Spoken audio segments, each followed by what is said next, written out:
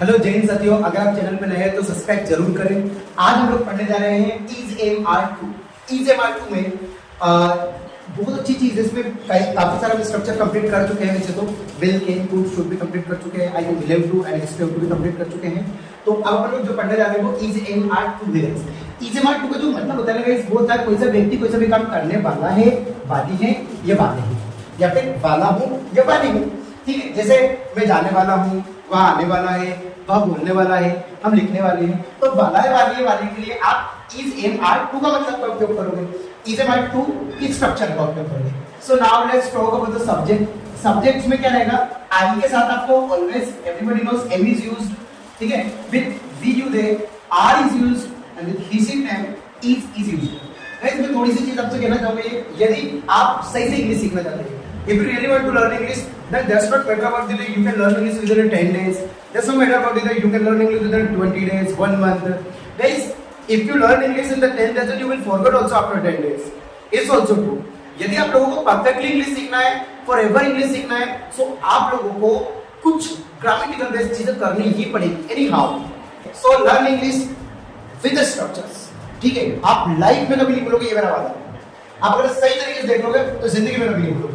तो चलिए, अब मुझे बताने की जरूरत नहीं है। फर्स्ट स्ट्रक्चर हमारा रहेगा affirmative. Okay, in that affirmative structure we are going to start with the subject, then after is, am, are, then to, then first form of the verb and then after object. After to आपको पता first form में आता है verb का। ठीक है, अब जैसे मैंने बोला वह पढ़ाने वाली है, वह पढ़ाने वाली है। तो भैया सबसे पहली चीज मैं आपको हमेशा बताता हूँ, सेंटेंस के अंत में देखना है वाला है, वाली है, वाले। अगर आप चैनल पर नए हो गए तो प्लीज आप वीडियो की स्ट्रक्चर को जरूर देखें। वीडियो की स्ट्रक्चर क्या है, आपको ये स्ट्रक्चर समझ में आएगा।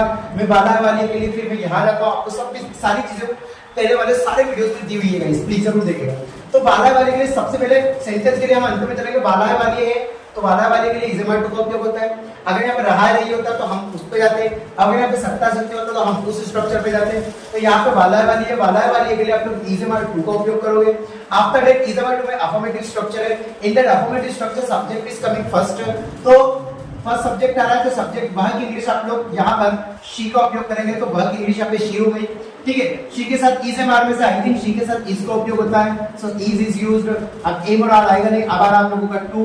Then first form the word पढ़ाना, शी इज टू टीच, वह पढ़ाने वाली, शी इज टू टीच। हम पढ़ाने वाले, वी आर टू टीच। मैं पढ़ाने वाला हूँ, आई एम टू टीच। मैं जाने वाला हूँ, आई एम टू गो। वे खाना बनाने वाले हैं, they are to cook food और मेक फूड। ठीक है, अब आगे देखिएगा सेकंड सेंटेंस, सेकंड स्ट्रक्चर में जब आप लोग आते हैं, in the second structure now we are going to start with the interrogative, sorry negative. In the negative what will happen? Subject, then after is, am, are plus not, to, then first form of the verb and then lastly object. अधिकांश student पता है क्या कर देते हैं? is, am, are, to, not, wrong. is, am, are, to और उसके बाद अगर आप मतलब सिंपली अगर आप is, am, are के बाद टू करके नोट बोलते तो गलत है। is, am, are के बाद ही आप लोगों को नोट लगाना है। अच्छा, जहां जहां पे आप लोगों को is, am, are दिखता है ना, आप is, am, are के बाद ही नोट लगाएंगे, ध्यान रखना। ठीक है, अब इस के बाद आप लोगों ने नोट लगा दिया टू प्लस वर्ब का फर्स्ट फॉर्म देन ऑब्जेक्ट। ठीक है, तो वह नहीं पढ़ाने वाली है, तो अब देखो नहीं पढ़ाने वाली है तो वाला वाले के लिए तो इज एम आर टू पे जाओगे, लेकिन नहीं है तो नेगेटिव का स्ट्रक्चर रहेगा। तो वह नहीं पढ़ाने वाले के लिए क्या मतलब है? सबसे पहले वह की इंग्लिश ऐसा कैसा आ जाएगा, इज ऐसा का ऐसा आ जाएगा। अब क्या आ आगे नोट, फिर आगे आएगा आपका to and that is the teach. She is not to teach. मैं खाना नहीं खाने वाला हूं, I am not to eat food. आप नहीं पूछने वाले हो, you are not to ask. मैं इंग्लिश नहीं बोलने वाला हूं, I am not to speak English. वह घर नहीं जाने वाला है, he is not to go home. So it's an important thing. Now third structure is coming guys, INTERROGATIVE।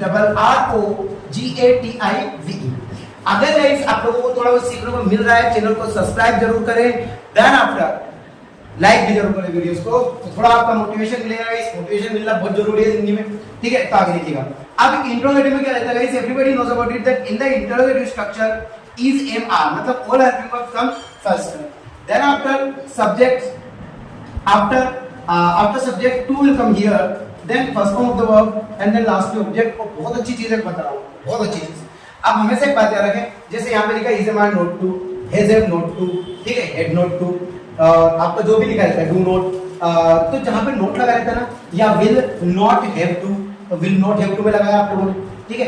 तो जहां पे भी नोट लगा रहता है ना, उससे पहले वाला जो वर्ड्स है वो इंट्रोगेटिव में सब्जेक्ट से पहले आएगा, और जो नोट के बाद वाला जो वर्ड है वो इंट्रोगेटिव में सब्जेक्ट के बाद आएगा। तो ये नोट का ये बहुत अच्छा फैक्ट है अपना, तो ये ध्यान में रखिएगा, ठीक है। अब जैसे मैंने बोला आगे के लिए शुरुआत आपको पता है क्या से होती है सेंटेंस की, पुराने सेंटेंस पुराने वीडियो जरूर देखें आप, अगर आपको पता नहीं है तो। क्या वे सीखने